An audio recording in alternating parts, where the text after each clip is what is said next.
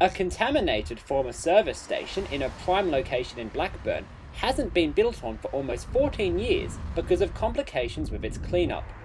The former Caltex service station is in a prominent position on Blackburn Road and adjoins Blackburn Station Village shopping centre. Local business owners feel the vacant site is an eyesore and bad for business. Blackburn Station Village President Faye Legal has her own name for the abandoned site.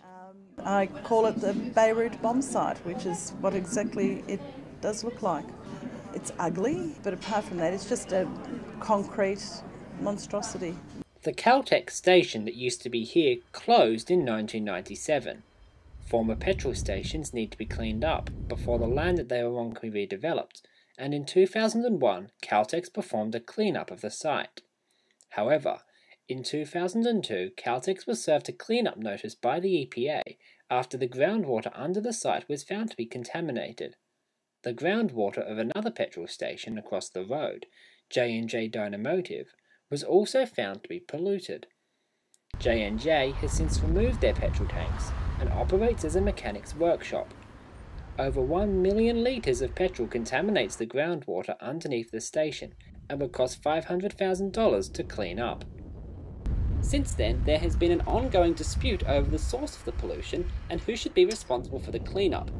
The EPA has been unable to mediate the impasse, and so the site has remained vacant. There have been attempts to redevelop the land. A developer was granted a permit to build a shopping complex on the site in 2006, but did not receive clearance from the EPA as the site was still contaminated. This permit expired in 2008, and an extension has not been granted. In the meantime, the derelict site has angered local residents and business owners. Bruce Law owns and operates Blackburn Village Optical with wife Heather. They started their business in 1997 and have been living with the abandoned site ever since. We just want to get the thing fixed. It's not a matter of apportioning blame.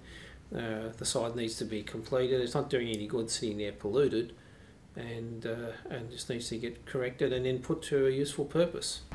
While the situation is a complex one, and the EPA is working with both Caltex and J&J Dynamotive to fix the problem, Faye Legal feels let down by the state's environmental regulator.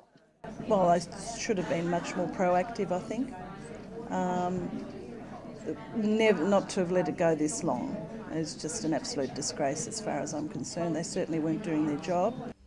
Faye's criticisms are echoed by member for Eastern Metropolitan Region, Bruce Atkinson. I would have thought that it was the EPA's mandate to actually get stuck into this project at a very early stage and to ensure that the clean-up occurred early, irrespective of ownership issues and irrespective of whether or not there was somebody prepared to come along and buy it and redevelop it if it was a clean site.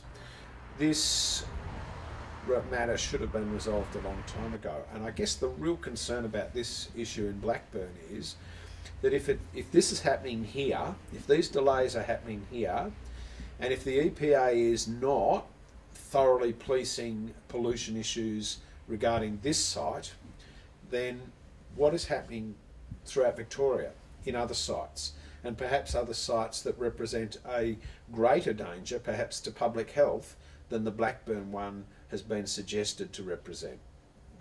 There has been some recent progress towards getting the site cleaned up, but even if everything were to go to plan, it will still take between 12 to 18 months. Craig Butt and Rhiana Whitson reporting for Dangerous Ground.